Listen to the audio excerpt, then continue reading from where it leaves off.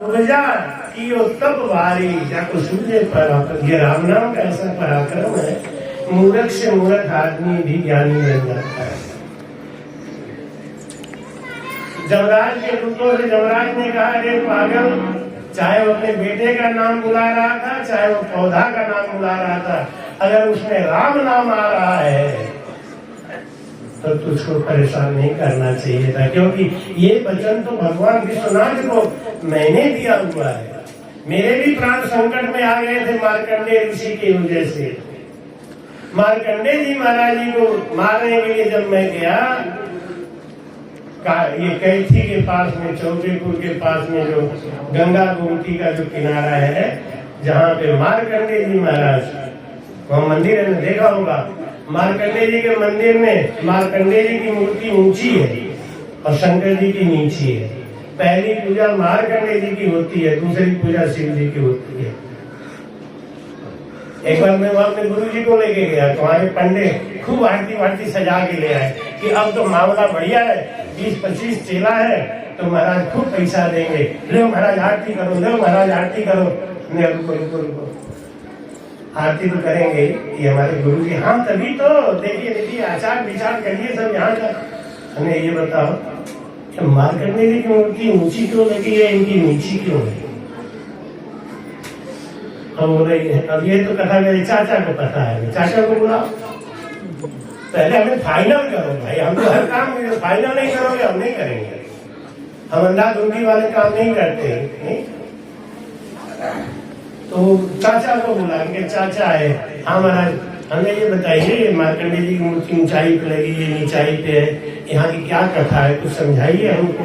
हमारे गुरु जी आए, सब हमारे चेले लोग गए। महाराज जी समझ गया, राजू तंत्रों से गड़बड़ करना ठीक नहीं, स्वीकार करूंगा गुरु जी, सदियों से ऐसे ही होता आया है, इनका पहले होता है, इनका बाद में होता है।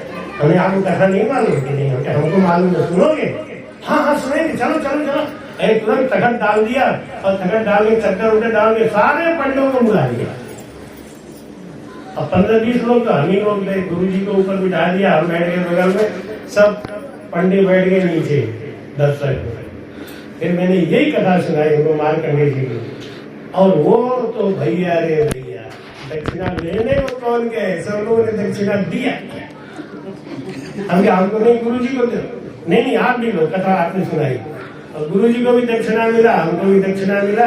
आरती करवाए उन्होंने बड़े प्रेम से, एक पैसा नहीं लिया, बाहर तक छोड़ने आए। महाराज ये कथा आपने सुना दी, ये तो बड़ी विचित्र बात है। हम यहाँ रहते हैं, कोई कथा पूछता तो क्या बताते, आपने तो हमको ज्ञान दे दिया ना। और मार्कंडेय जी महाराज भी राम नाम का सिमरन करते हैं। मार्कंडेय जी की माता जी, वैसे कथा मैं कई बार सुना चुका हूँ, कुछ लोग नए होंगे तो सुन लेंगे। राम नाम का महात्म चल रहा है, दूसरी बात यूट्यूब पे जा रहा है तो वो भी। मार्कंडेय जी की माता जी को कोई पुत्र नहीं था बहुत दिनों तक। तब उन्होंने अपने पति ऋषि से कहा, उनके पति थे ऋषि, कि आप जैसा ऋषि मेरा पति है, लेकिन मैं पुत्र से वंचित, आप मुझे पुत्र का सुख दो। वो बोले तुम्हारे भाग्य में पुत्र का सुख नहीं है, अगर पुत्र हुआ तो 5 साल के बाद वो चला जाएगा। कहीं 16 साल लिखा हुआ है, कई जगह मैंने देखा, कहीं 16 साल, कहीं 5 साल। अल्पायु था, बस इतना ही समझे, इससे उसके अक्षर पे नहीं जाए, अल्पायु था। तो उन्होंने कहा अल्पायु रहेगा तो कोई बात नहीं, जितने दिन रहेगा मुझे मामा कहेगा, मेरा छाती ठंडा होगा, कुछ समय के लिए ही सही मुझे पुत्र का सुख देगा। तो उनको पुत्र हुआ, उसका नाम रखा मार्कंडेय जी। जब मार्कंडेय जी की उम्र 4.5 साल हो गई, तब उनकी माँ ने कहा ऋषि से, क्या संसार में कोई दुनिया में ऐसा नहीं है जो कर्मों को काट सके? है तो आप बता दीजिए, वो कर्म कांड मैं करूंगी, तुम्हें नहीं करना है। करना तो तुम्हारे बेटे को ही पड़ेगा कि हंस हंस किया छूटे रोया, किया कबाड़ा हाथा, घड़ी घड़ी दम दम का लेखा, चित्रगुप्त के खाता। बोला एक एक पल का लेखा लिखा हुआ है और वो जो करेगा वही भुगतेगा।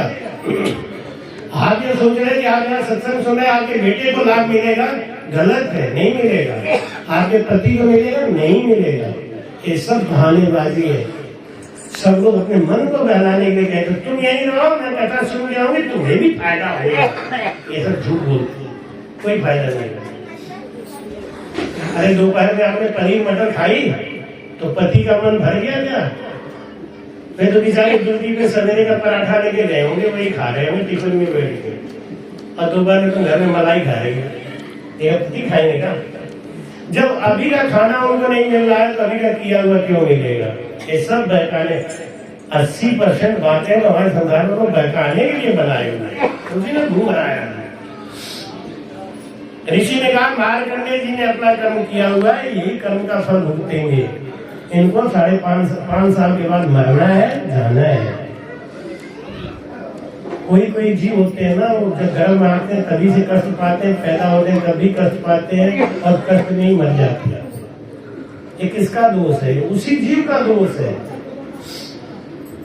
गर्भ में भी उसको सुख नहीं मिला, बाहर निकलने पर भी सुख नहीं मिला, और सुई गोच के डॉक्टर उसे जिंदा रखे रहे, और जब उसका समय पूरा हुआ तो दे दिया। लोग कहते हैं हमारे कर्मों का फल है, तुम्हारे का नहीं। वो जीव जो आया था ना, वो खुद अपना कर्म फल भोग के गया। गर्भ में आया, 9 महीना नरक भोगा, बाहर निकला नरक ही भोगता रहा, मर गया, फिर गया गर्भ में। ये उसका पाप कर्म है। ये जीव ऐसे ही होता है, हम भी भोगेंगे, आप भी भोगेंगे। लेकिन अगर राम नाम का जप कर लिया तो ऋषि ने कहा कि ये राम नाम का जप करे तो इसका कल्याण हो जाएगा। बिगड़ी जन्म अनेक की, सुधरे अब हर आज, तुलसी होए राम का, भजिए तज कुसुमान। ये राम नाम में परहेज है, बहुत ध्यान से सुन लेना। राम नाम में नशा करने वाला दिन रात राम राम करे तो भी कुछ होने वाला नहीं। नशा, हिंसा और आन उपासना, ये 3 बातों का परहेज जो नहीं रखेगा उसके अंदर राम नाम की बढ़ोतरी नहीं होगी।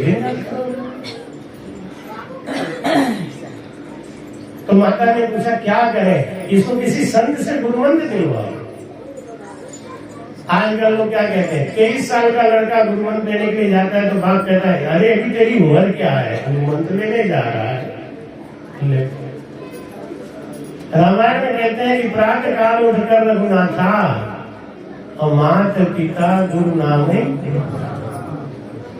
यानी भगवान राम जब छोटे थे तभी उनको वशिष्ठ मुनि ने गुरुमंत्र दे दिया था। और हम लोग अपने बड़े बड़े बच्चों को भी गुरुमंत्र नहीं दिलवाते हैं, उनको गुरु की याद नहीं दिलाते, उनको गुरु का ध्यान नहीं कराते। गुरु एक बाढ़ होता है, एक रोक होता है, एक बॉर्डर लाइन होता है। जैसे किसी स्त्री की शादी हो जाए तो उसका एक बॉर्डर लग जाता है, एक लाल सिंदूर पड़ते ही उसका एक बॉर्डर लग जाता है, बैरियर। ऐसे गुरु के बनाते ही एक बैरियर लग जाता है। गुरुमुखी होगा जो गुरुपंथी होगा, बहुत ही कठिन परिस्थिति आए तो बात अलग है, नहीं तो अपने धर्म को नहीं छोड़ता। जैसे स्त्री अपने धर्म को नहीं छोड़ती, जैसे शिष्य अपने धर्म को नहीं छोड़ता। उनके पिताजी ने कहा किसी संत से गुरुमंत्र दिलवाओ, इनको किसी संत का आशीर्वाद मिलेगा तो काम बन जाएगा। अब मार्कंडेय जी रोज उनको जितने भी संत उधर से गुजरते सबको प्रणाम करते, सबको प्रणाम। चरण बंदासो पाप झड़न है, भागे भरम अंधियारा हो। गुरु के चरण बंधन करने से, चरणों में सिर झुकाने से पाप कट जाता है महाराज, पाप का गुठली गिर जाता है। लेकिन गुरु को प्रणाम करने में भी जब शर्म आए, कुछ लोग तो गुरु जी को ऐसे कहे राम राम महाराज, और भाई ठीक ठाक ना? डंडा मार पलगी, डंडा मार पलगी, डंडा मार पलगी। अब कुछ लोग होते हैं डंडा मार नहीं करते हैं, पास जाते हैं, लेकिन कहाँ तक झुकते हैं? कमर तक। उनके पिटोरे छूटे भागते हैं। तो महाराज, अरे ये कौन सा प्रणाम? गुरु को तो साष्टांग प्रणाम करना चाहिए। क्यों? हमारा पाप झड़ रहा है, हम उसका पाप यहाँ तो पाप बटोर के रखना चाहते हैं। न खाए गिराई न गिराई। अब गुरु के सामने साष्टांग दंडवत करने से क्या होता है? हमारा पाप झड़ जाता है। चरण बंदासु पाप झड़ते है, भागे भरम हरियारा हो। मार्कंडेय ऋषि एक दिन गए, नारद जी जा रहे थे, उनके साष्टांग दंडवत किया। एक बात बताऊं, दंडवत प्रणाम से ही संत का मन राजी भी हो जाता है, संत का मन खराब भी हो जाता है। जगत गुरु रामेश्वराचार्य महाराज कहते हैं कि संत को कोई प्रणाम करता है तो मैं प्रणाम से ही समझ जाता हूँ कि इसमें भाव कितना है, प्रेम कितना है, ये चलेगा कितना देर। संत लोग होते हैं ना, ये एक्सरे मशीन होती है। गुरु के सामने कहते हैं ना, गुरु से गुरु बाजी। गुरु लोग बड़े फक्कड़ होते हैं, क्योंकि आप दिन में एक आध बार मिलते होंगे 150 से, गुरु जी तो हमेशा हजारों से मिलते हैं। मार्कंडेय जी ने दंडवत किया, प्रणाम किया। नारद जी देख के समझ गए, उठा के बोले, बेटा दीर्घायु है। उनकी माँ ने सुन लिया, माँ आके बोली, ए गुरु महाराज ये कौन सा आशीर्वाद दे दिया? दीर्घायु हो? अरे इनका तो 6 महीने उम्र ही रहेगा, ये मर जाएंगे 6 महीने के बाद। नारद जी, हे प्रभु, तो हमारे मुंह से काहे से बुलवा दिया? बाबा को झूठ बना दिया। हमने कह दिया दीर्घायु बाबा, ये तो मरेगा 6 महीने बाद, अब कैसे क्या बनेगा? नारद जी ने कहा, देख भाई, तो उसको एक मंत्र देता हूँ, जब 6 महीने बाद ही मरना है, जो कर्तव्यम तो मर्तव्यम, ना कर्तव्यम तो मर्तव्यम। मरना तो है, ये तो नाम भजन करके मरना। जैसे माता सीता ने हनुमान जी को कहा, जब हनुमान जी ने कहा कि मुझे तो फल खाना है, माता सीता ने कहा, निशाचर लोग इसके रखवाले, ये तुमको फाड़ के खा जाएंगे, और तुम इतना बड़ा काम किए हमारे लिए, लेकिन तुम्हें भूख लगी है, तुम्हारा भूख मिटाना भी मेरा काम है, तो जाओ तुम फल खाओ। तुम्हें एक मंत्र देती हूँ, वो मंत्र का जाप करते हुए तुम फल खाओ, सांसों सांस सुमिरन करो। राम नाम का भेद यहीं पे माता सीता ने उनको बताया। और हनुमान जी के संग ऐसी ऐसी घटना घट चुकी थी कि हनुमान जी विश्वास कर गए कि जो कुछ हो रहा है राम जी की इच्छा से हो रहा है। क्योंकि हनुमान जी जो ऊपर बैठे थे ना पेड़ के ऊपर, रावण आया और रावण ने जब कहा कि तू मुझे अपना पति स्वीकार नहीं करेंगे, 100 टुकड़े कर दूंगा, चंद्रहास तलवार निकाला। हनुमान जी गुस्सा है, मैं अभी जाऊं इसे 100 टुकड़े कर दूं अभी। तो कूदना ही चाह रहे थे, जब तक मंदोदरी ने हाथ पकड़ लिया। हनुमान जी ने कहा, अरे मैं ही बचाने वाला थोड़ी हूँ, भगवान बड़े जुगाड़ू है, उसकी बीवी बचा रही है, हमें कोई जरूरत नहीं पड़ेगी। और जब रावण ने ये कहा कि 2 महीने के अंदर तुमने अगर मुझे स्वीकार नहीं किया तो मैं तुम्हें ऐसे कर दूंगा, ऐसे कह के जब डरा के गया, तो त्रिजटा जो है वो कथा सुनाने लगी कि देखो सुनो, एक बात बताऊं, तुम इनकी सेवा करो, ये तो महालक्ष्मी है। मैंने ऐसा सपना देखा कि कोई बंदर आया है, वो लंका जरा के गया है। हनुमान जी ने सोचा, बंदर आया, ये बात तो सपना ठीक देखी है, लेकिन लंका जराऊंगा क्यों? मुझको तो प्रभु का ऐसा आदेश ही नहीं है, लंका क्यों जलाऊंगा मैं?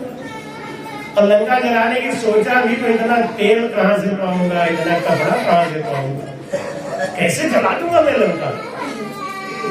ये सपना इसका झूठा है। लेकिन हनुमान जी ने सोचा कि अगर सपना देखा है तो कोई सत्यता तो होगी। फिर वो बोली, मैंने सपना देखा कि अक्षय कुमार का वध कर दिया है एक बंदर ने। हनुमान जी बोले, अब तो पक्का ये झूठ बोल रही है, मैं किसी का वध क्यों करूंगा, मुझे तो खाली सीता का पता लगा के वापस जाना है। लेकिन देखो, जिसको जो करना है वो करना ही पड़ेगा। और थोड़ी देर के बाद जब हनुमान जी वहां वन में गए और फल खा रहे थे, अक्षय कुमार का वध करना पड़ा। जब कर दिए तब मन में सोचा, ये बात तो पहले ही कह रही थी, मेरे काम का ही मार दिया। फिर अरे मार क्यों दिया, मरना था ही। अरे फिर तो और निश्चिंत हो गए। और जब मेघनाथ पकड़ के ले गए वहां, और जब रावण ने कहा कि इसको मार डालो, हनुमान जी ने अपने बचाने के लिए कोई प्रयास नहीं किया, वो शांति से खड़े रहे। क्यों? उन्हें मालूम था कि वो राम जी है ना। वो सब देख रहे हैं। हमको तो वापस जाके भगवान राम को सूचना देना ही है। जब वो इतना प्लानिंग करके बैठे हैं तो हमको मरने नहीं देंगे। हम लोग बिना बात की चिंता करते हैं हर बात में, अब क्या होगा, अब कैसे होगा। अरे समय का इंतजार करो, वो होना ही है, अपने समय को होगा। और लोग जब मारने के लिए भागे, हनुमान जी ने कुछ भी बचाव नहीं किया, चुपचाप खड़े रहते। विभीषण खड़ा होकर बोले भैया, हनुमान जी ये कौन बोला, समझ गए कोई न कोई बचाने वाला आ गया, राम जी ने भेजा है। आपके आगे पीछे हर समय परमात्मा निगाह लगाए बैठे। नारद जी ने तो विभीषण ने राय दिया इसके पूंछ में आग लगा दी जाए। हनुमान जी हंसने लगे, देखो उसका सारा सपना सही था, अब मुझे आग लगाना ही पड़ेगा, लंका जलाना ही पड़ेगा। भगवान की आज्ञा नहीं है, लेकिन परिस्थिति ऐसी आ रही है, करना ही पड़ेगा। और वही हुआ। नारद जी ने कहा कि तुम राम राम का जप करो, साथों साथ सुमिरन करो, पहले तो मरोगे ही नहीं, और मरोगे तो 84 में नहीं जाओगे। कोई लोग कहते हैं महाराज गुरु मंत्र तो ले लिए, फिर वो मर क्यों गए? मर गए, कोई कर्म आया, लेकिन वो 84 में नहीं जाएंगे, फिर नर्तन में आएंगे, ये फायदा है। और हनुमान जी वही मंत्र का जाप करते करते फल खाए थे। यहाँ मार्कंडेय जी महाराज वही मंत्र का जाप 6 महीना किए, 700 सुमिरन किए। आखिरी दिन उनकी माता जी ने कहा गंगा गोमती का जहाँ मिलन हो रहा है, उस जगह पे जो मंदिर है महादेव का, वहां जाके तुम बैठ के भजन करो। वहां जाके मार्कंडेय जी भजन कर रहे थे। देवदूत विष्णु यम के दूत लेने के लिए आए, मंदिर में नहीं घुस पाए। चारों तरफ विद्युत तरंग दौड़ रही थी, राम नाम के रणंकार धुनी चल रही थी, राम रक्षा हो रहा था। लौट के चले गए। यमराज से बोले कि हम लोग मंदिर में नहीं घुस पाए। यमराज बोले मैं जाए। यमराज खुद आए, और यमराज जब भैंसा लेके अंदर जाना चाह रहे थे, नहीं घुस पाया, भैंसा वापस लौट के आया। तब यमराज ने काल फांस बनाया और वहीं से मार्कंडेय जी को लेने के लिए काल फांस फेंकना चाहा। उसी समय शिव जी प्रकट हो गए और त्रिशूल से उनके ऊपर वार किया कि पापी कहेगा, मैं महाकाल, मेरे पास बैठ के मेरे इष्ट का नाम ले रहा है। राम नाम कोई कहीं भी बैठ के जाप करे, भगवान शिव का उसके ऊपर हमेशा ही आशीर्वाद रहता है। हनुमान जी हमेशा ही उसके रक्षक रहते हैं। हमें हनुमान जी को या शंकर जी को मनाने के लिए कुछ और नहीं करना है, बस राम राम भजन करते रहो, ये सब अपने आप ही अनुकूल बने रहेंगे। जो राम भजन कर रहा होगा उसका विरोध कोई देवता कर सकता है क्या? स्वयं शंकर नहीं कर सकते और हनुमान जी नहीं कर सकते, फिर भी राम भजन करने वाले को अंदर का विश्वास ही नहीं। और राम भजन छोड़ के शंकर जी को जब तक दूध का लोटा नहीं चढ़ाएगा, क्योंकि अल्प ज्ञान है, बुद्धि कम है, समझ नहीं है, राम नाम पे भरोसा नहीं है। यमराज भागता हुआ विष्णु ब्रह्मा जी के पास गया कि आपने सृष्टि की रचना करी, न्याय करने का काम मेरा है, मैं न्याय कर रहा हूँ। शंकर जी हमारे ऊपर त्रिशूल छोड़ दिए, मुझे मार रहे हैं, मैं मर गया तो संसार कैसे चलेगा?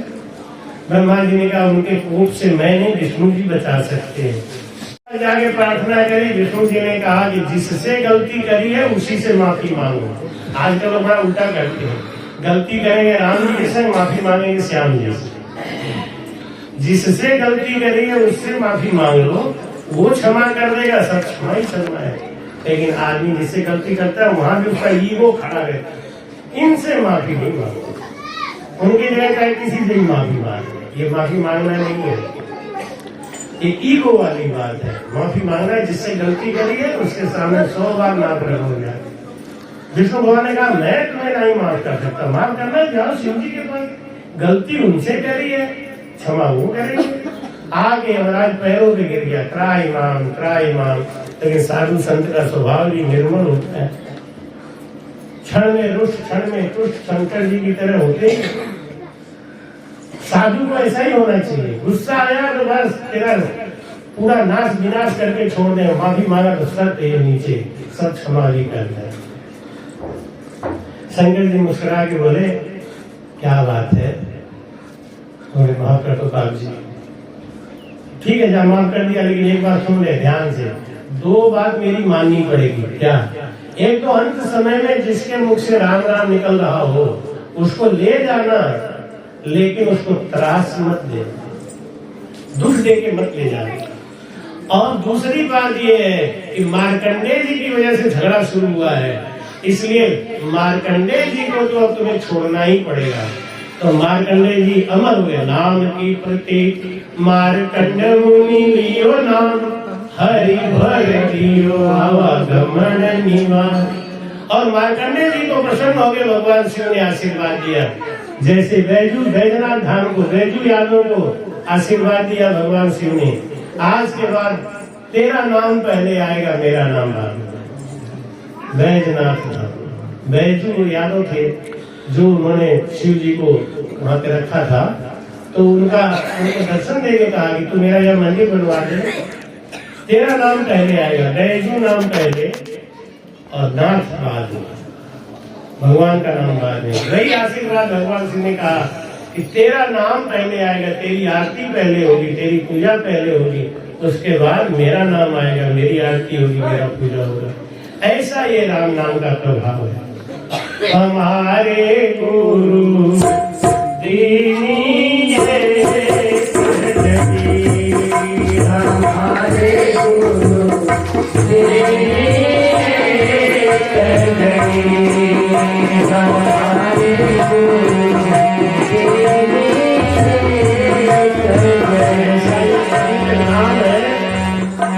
जिसको हमारे गुरु महाराज ने कृपा करके हमारे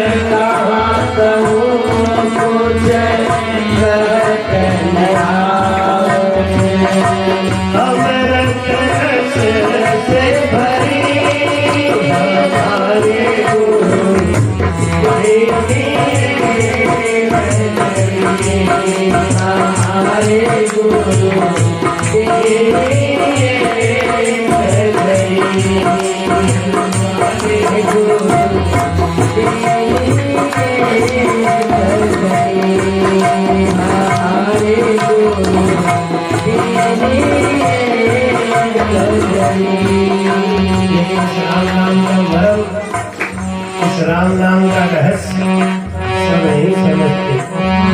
जाना कहीं गुणमति जेहि, तो नाम जीव जब जाने।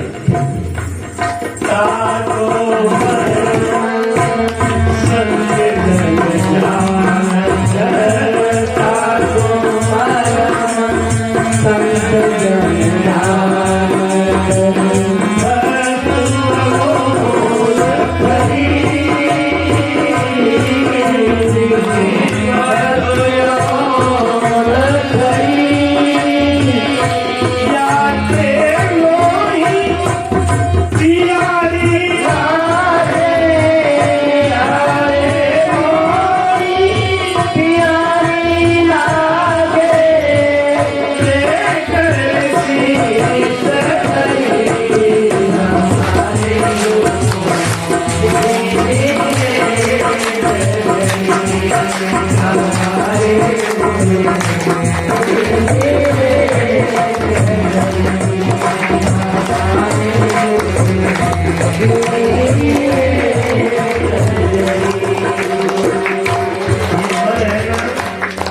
ये मन नाग है और ये दुनिया के किसी मंत्र से बस के नहीं होता।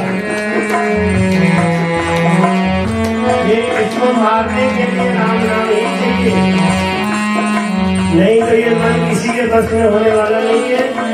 और मन को बस में करने के लिए ही हमको गुरु और भजन चाहिए।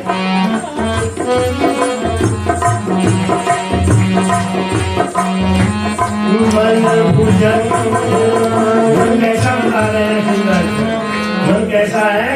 काला नाग है और ये जल्दी बस में आने वाला नहीं है। मन भुजन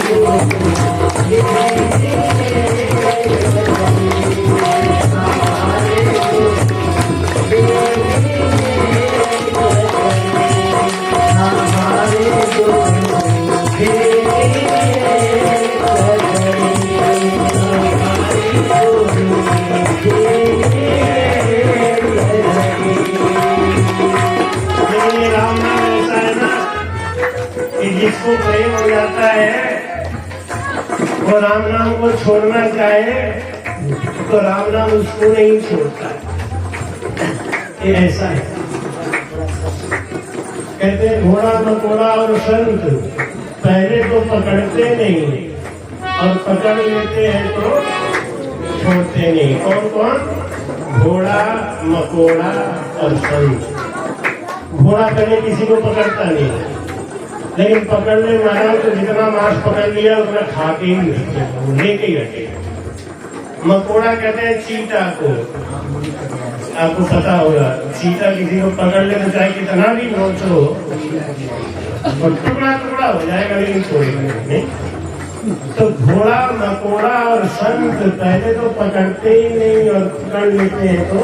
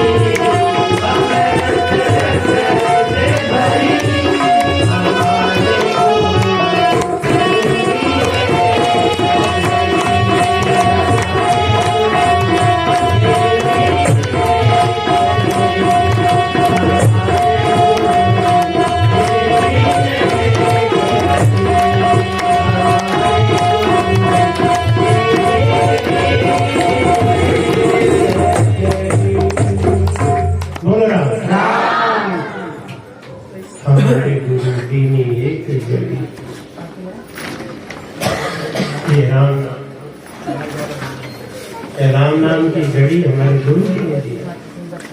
लेकिन एक बात है, श्रद्धावानम लभन्ते ज्ञानम। जिसको इस जड़ी पे विश्वास है उसको तो ये जड़ी काम करती है, और जिसको इस जड़ी पे विश्वास नहीं है उसको ये जड़ी काम नहीं करती। ये विश्वास का सबसे बड़ा फल होता है।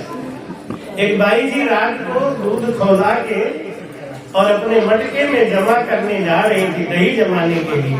उसमें एक नाग बैठा हुआ था काला। बाई जी खोलता हुआ दूध लाई और मटके में डाल के ऊपर से ढक्कन लगा दिया, थोड़ा सा जामन लगा दिया। जामन लगा के उन्होंने उसको ढक दिया।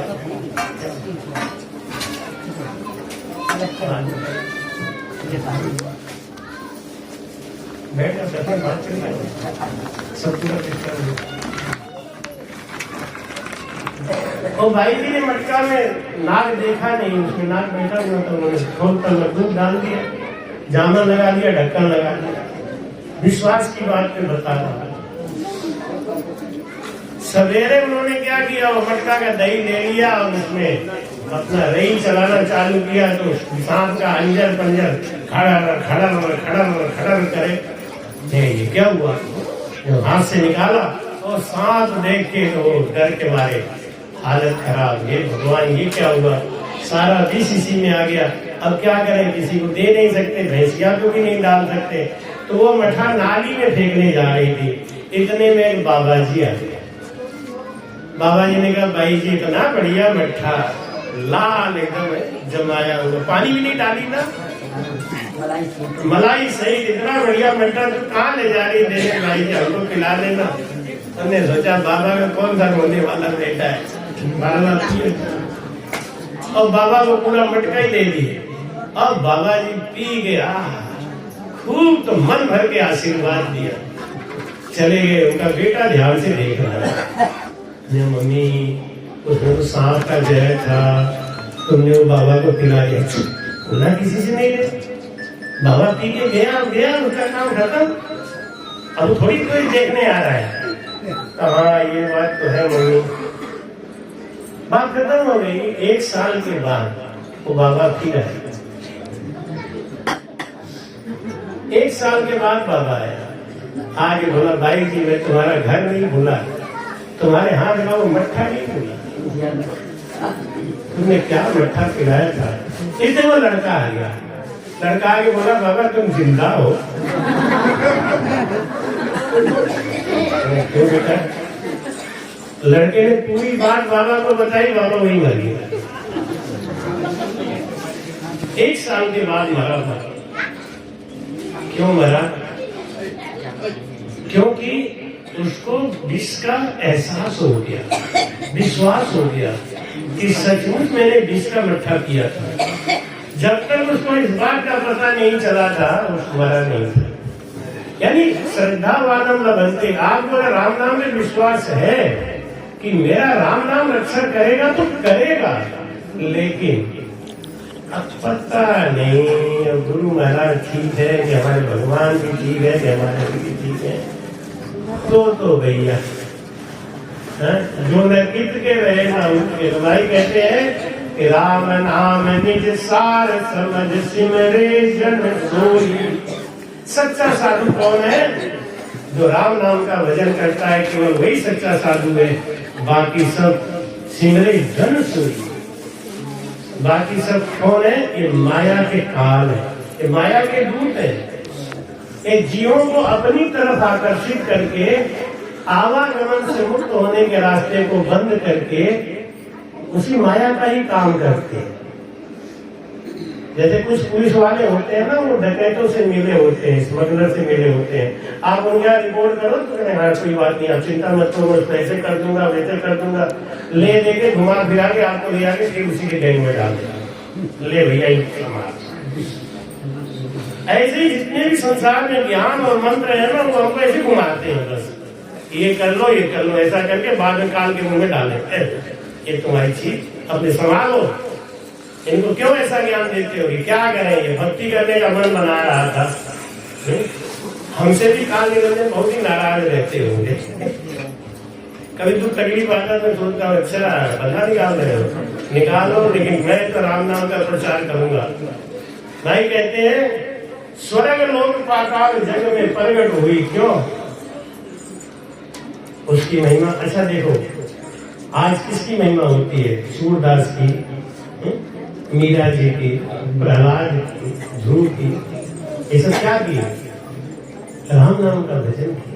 तो भाई कहते हैं जैसे मीरा जी थे ना, शुरू में यही मीरा जी यही बोलती थी कि मेरे तो गिरधर गोपाल दूसरो न कोई, जाके सिर मोर मुकुट मेरो पति सोई, मेरे तो गिरधर गोपाल दूसरो न कोई। जब वो कुंवारी थी, जब शादी नहीं हुई थी, तब भगवान कृष्ण को पति रूप में प्यार करती थी और यही कहती थी कि जाकर सिर मोर मुकुट मेरो पति सोई। लेकिन जब गुरु महाराज मिले तब क्या कहने लगे? पायो जी मैंने राम रतन, पायो जी मैंने राम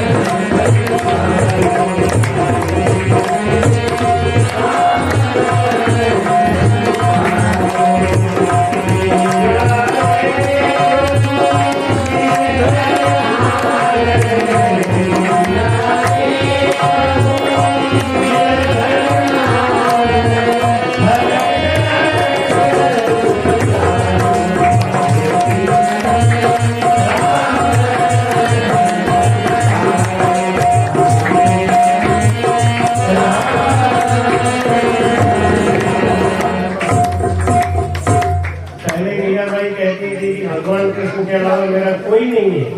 लेकिन बाद में जब गुरु मिले रविदास जी और गुरु का ज्ञान मिला तो वो कहती है कि पायो जी मैंने राम रतन धन पायो, वस्तु अमोलक दाई मारा सतगुरु। इस सतगुरु से मिलता है कि राम नाम का ज्ञान। महाराज कहते हैं कि राम शब्द समरथ समुद्र में सेनाकारी, राम नाम के प्रभाव से समुद्र के अंदर पुल बना। एक पुल बना के तैयार कर दिया भगवान ने, इसके प्रभाव से, इसके नाम के प्रभाव से। एक बार भगवान राम ने सोचा कि मेरे नाम के प्रभाव से पुल बन रहा है, मेरे नाम के प्रभाव से पत्थर तैरता नहीं है, सब ऊपर ऊपर टिके हुए एक दूसरे से जुड़े हुए हैं, हम भी थोड़ा एक पत्थर डाल के देख। भगवान राम ने पत्थर जैसे ही डाला उसको डूब गया। हनुमान जी देख रहे थे छुप के, भगवान ने इधर उधर देखा कोई नहीं, सोचे चलो इज्जत तो बच गई, लेकिन मेरे नाम से तैर गया, मेरे हाथ से क्यों डूब रहा है। उन्होंने फिर एक पत्थर लिया और फिर उस पत्थर को डाला, वो फिर भी डूब गया। बड़े संकोच में पड़ गए। हनुमान जी मुस्कुरा के निकल आए बाहर, अरे अब वो क्या हुआ है, क्या तो चिंता कर रहे, राम जी सिर पिटा गया, क्या करूं, क्या बताऊं। उन्हें प्रभु सीधी सी बात है, जिसको आप अपने हाथ से ही फेंक दोगे वो तैरेगा, जिसको आपने ही छोड़ दिया वो तो डूब ही जाएगा ना। जिसको आप पकड़े रहोगे वो तैरेगा, जिसको आप छोड़ दोगे वो डूब जाएगा। हनुमान जी तो ज्ञानी में थे। भाई कहते हैं राम समर समर समुद्र में सेना तारी, पृथ्वी करोड़ 50 शेष ने सिर पर धारी। शेषनाग भगवान 50 करोड़ पृथ्वी का भार लेके अपने सर पे इसका नाम जपते हैं। शब्द रटे हो प्रहलाद असुर सारा पक्ष हुआ, सारा असुर खानदान दुश्मन हो गया, यहाँ तक कि प्रहलाद के बाप भी दुश्मन हो गए। लेकिन बाल बांका हुआ, किसका नाम जप रहे थे? गर्भ गुफा सुखदेव समझ से पलटा सुआ। सीधा उदाहरण है, भागवत में आता है कि पक्षी तोता राम नाम की कथा सुनने से खाली तोता की योनि छूट गई, पक्षी योनि छूट गया, नरतन में आया, ब्राह्मण कुल में पैदा हुआ, व्यास जी का बेटा बना। और सुखदेव जी किसके पराक्रम से? ये सब तो आप ही बोलते रहो, हम लोग खड़ी कथा थोड़ा थोड़ा सुना दे। शंकर अमर शब्द से पार्वती पर ले पड़ी, सुखिया समर्थ नाम हो उमा ने अमर करी। उमा ये माला जपते हैं 108 मणिकाएं होती है उसमें ना, 108 ही होती है। अभी हम गए थे अयोध्या से माला लेना था, हमने से पूछा ये रुद्राक्ष कितने का है, तो बोला इतने का है। तो फिर बोला अरे गुरुजी पूरा 108 है। तो मन में आया मैं इसे पूछूं कि 108 का मतलब क्या है, 108 क्यों होता है। एक बार शंकर भगवान शिव जी के लोक में गए, माता पार्वती से बोले कि माता जी आप तो शंकर जी प्यार व्यार नहीं करते, सब झूठ बोलते हैं। माता बोले यही बात मत करो, मेरे सामने मेरे पति की निंदा कर रहे हो तुम, मुझे प्यार करते हैं या नहीं करते हो, झूठ बोलते हो नहीं करते, तुम्हें हमारे पति की निंदा करने की कैसी जरूरत पड़ी। माता जी आपका विश्वास अच्छा है, लेकिन ये बात बताओ उनके गले में 108 मुंडियों की माला लटक रही है, किसकी है? पूछा कभी आपने? नारद जी झगड़ा लगाने में माहिर होते हैं, पति पत्नी में झगड़ा नहीं, झगड़ा लगा रहे। पार्वती ने कहा हाँ ये बात तो बाबा जी आपने ठीक कही, ये बात है माने, माइयों में कहीं कमी तो होती है। एक बार तो डंडा ले खड़ी होने बाद इनका विश्वास ढीला हो जाता है भटके। अच्छा ये बात है, हाँ ये बात तो है, झूठ तो बोल, ये तो उनके अंदर कमी है।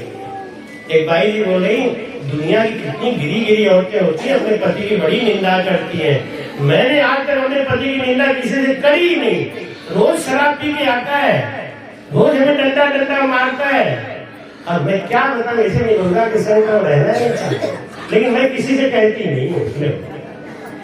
अपने आप की आदमी को सुना दिया कि मैं किसी से कहती नहीं। तो पार्वती जी भी औरत स्वभाव ना तो चेत गई, हाँ ये बात है, उठने दो समाधि और समाधि का इंतजार कर रही। आजकल के औरतें समाधि लेते लेते टूटी आती जाएंगे। पहले बता इसका मतलब क्या है। अब वो जैसे समाधि छोड़े भगवान शंकर, माता पार्वती मुंह फुला के बैठी। मैंने कहा क्या हुआ कि हमसे झूठ बोलते हो?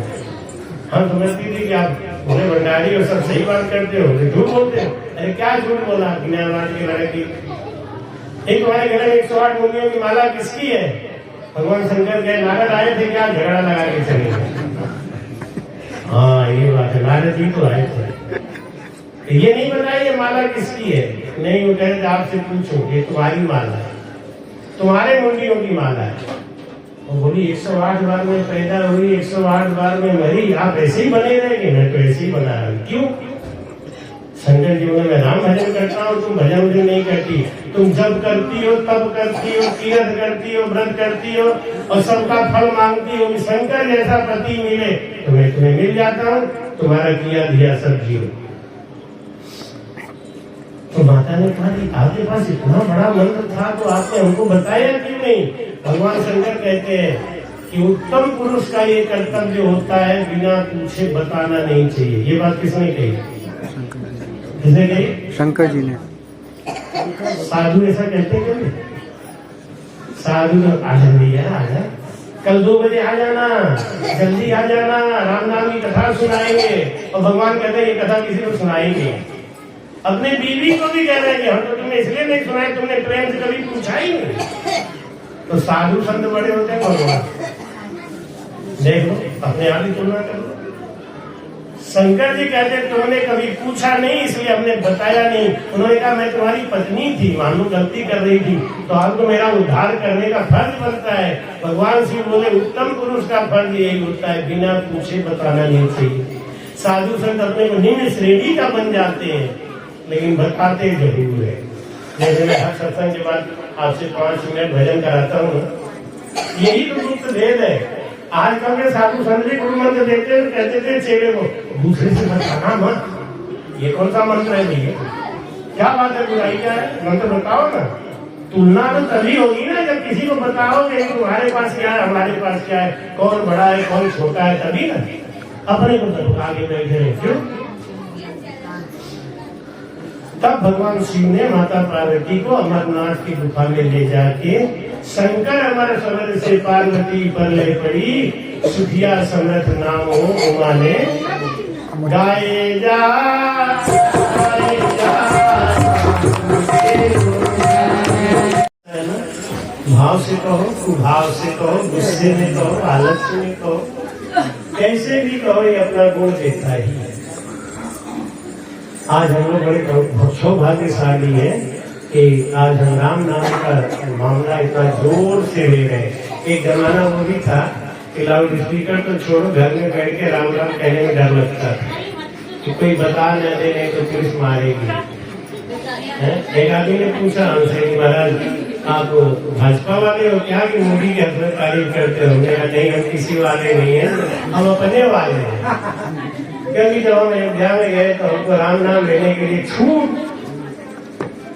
तो डरे थे ना। हमने उनसे कहा, हमने कहा ये जुलूस निकालेंगे तो कोई कुछ बोलेगा तो नहीं, तो परमिशन निकाल ले क्या? अरे क्या महाराज राम नाम वाले में कौन बोलेगा, अयोध्या। और 2-2, 3-3 बैरियर लगे हुए थे। बैरियर से जब मैं जाता था तो दूर से ही देखा जरूर आ रहे, बैरियर खा के अलग खड़े हो जाते, ट्रैफिक जाम करा देते थे, रुके रहो महाराज का जरूर आ रहा है।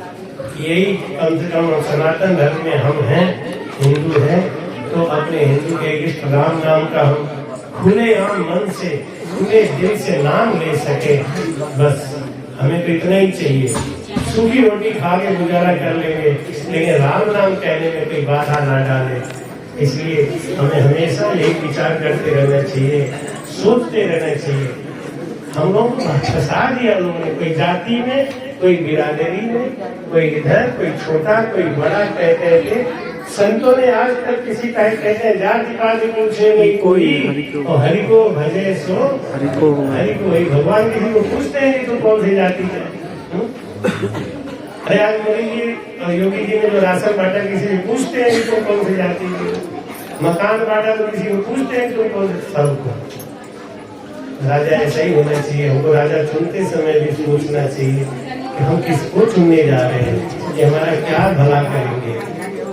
जैसे जहाँ राम नाम कहने की स्वतंत्रता हो, राम नाम सत्य है, यही एक बात सत्य है। और सत्य से कहने महाराज की चली सेना कर को करे तो रावण की मारू, जब बोले रघुनाथ भगत मेरा मैं तारू। भगवान तो इतने दयालु हैं, इतने दयालु हैं कि अपने राक्षसों को जो उनको मारने आ रहे थे वो कह रहे थे कि राम को मारू, राम को मारू, राम को मारू। तो भगवान बोले लक्ष्मण देख मेरे भगत आ रहे हैं। लक्ष्मण बोले कहाँ भगत आ रहे हैं? ये देख रावण की सेना सब मेरी भगत है। अरे ये भगत कहाँ से दिख रही है आपको? हमारा नाम नहीं ले कह रहे राम को मारू, राम को। तो लक्ष्मण बोले यही तो कह रहे राम को मारू। भगवान बोले मारू सुनो ही मत, गंदी बात सुनो ही काहे है? हम लोग के गंदे थोड़ी गंदी बात सुनेगा, अच्छी बात सुनो। तो राम को मारू, चली सेना कर को गुस्सा हो गए, कह रही राम को मारू, राम को मारू। जब बोले रघुनाथ भगत मेरा मैं तारू। और तारा इसका प्रमाण क्या है? इसका प्रमाण क्या है? इसका प्रमाण ये है कि जब राम रावण का युद्ध खत्म हुआ, जब राम रावण का युद्ध पूरा हो गया, तो इंद्र भगवान आगे बोले कि प्रभु हमारे लिए भी कोई सेवा बताओ, हम भी कुछ सेवा करें। तो भगवान राम बोले अभी जब लड़ाई चल रही थी तब तो नहीं आए, इतनी जोर से लड़ाई चल रही थी तब आए होते तो सेवा बताते। अब पूरी लड़ाई खत्म हुई, एक भी देवता नीचे उतर के नहीं आया। जब रावण मार दिया गया तो भगवान के पास आगे इंद्र बोल रहे तुम्हारा कुछ सेवा हमारे लिए अब क्या बताए तो सब हाँ एक सेवा करो, अमृत की वर्षा करके सबको जिंदा कर दो। इंद्र भगवान ने कहा हाँ मेरे पास अमृत है, मैं वर्षा कर देता हूँ, सब जिंदा हो जाएंगे। जब इंद्र भगवान ने अमृत की वर्षा करी तो सारे बंदर जिंदा हो गए, राक्षस एक भी जिंदा नहीं हो। विभीषण के मन में बड़ा कलेश है। देखो हम तो इनको मर्यादा पुरुषोत्तम समझते हैं, आज ही तो हमारी चिंता कर दी होते कम से कम, अपनी सारी चिंता कर ली, हमारी एक भी नहीं। भगवान मुस्कुरा के बोले अरे पागल क्या सोच रहा है, तेरी सेना कैसे जिंदा करूं, तेरी सेना को मरते समय तक हमारा ही ध्यान करती रही। राम को मारूं, हसनों की आंखों में मैं ही छाया हुआ था, इन सबको साहिब से मुक्ति मिल गई। ये बगरा जितने थे ना ये सब रावण की चिंता कर रहे थे, इसीलिए अधोगति में जा रहे थे, इनको बचा लिया।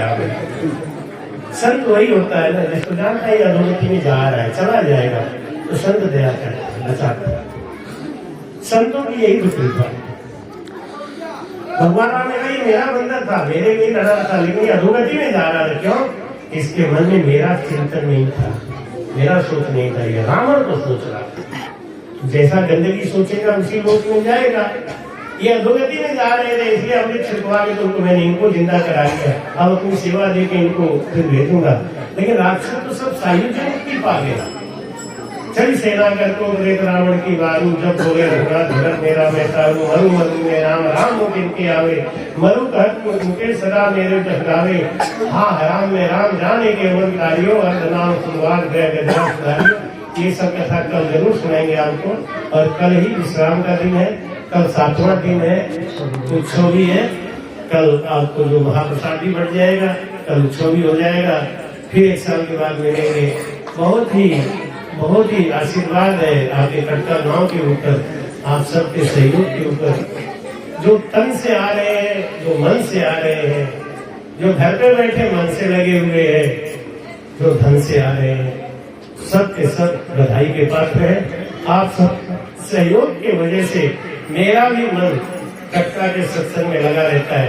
मैं खुद पूछता हूँ पहले कि कटका का सत्संग कब से कब है, टाइम बताओ, पूछता रहता हूँ, क्योंकि मुझे कटका से इतना प्रेम है।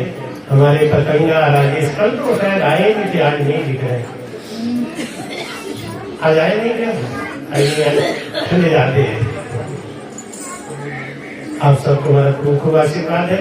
हर साल की बात इस बार भी, अगर हम आप लोगों से अपनी दक्षिणा नहीं लेंगे तो हमारे मास्टर साहब गुस्सा हो जाते, कहते हैं कि गुरुजी आपने दक्षिणा नहीं दी, दक्षिणा जरूर मांगिएगा। तो मुझे याद रहता है 1 साल मैंने नहीं मांगा था, तो मास्टर साहब हमको पूरे साल पूछते हैं मेरा दक्षिणा क्यों भूल गया। इनको प्रेम है कि कोई एक तो अपना आदत छोड़ेगा। और वास्तव में मुझे दक्षिणा बहुत अच्छा मिलता है, जोरदार मिलता है। कल आपको उत्सव में आपके पास अगर कोई नशा है तो उसका दक्षिणा दे दीजिएगा। अब की बार अयोध्या में मैंने सबसे क्या दक्षिणा मांगा मालूम है? मैंने कहा चाय का दक्षिणा दे दो।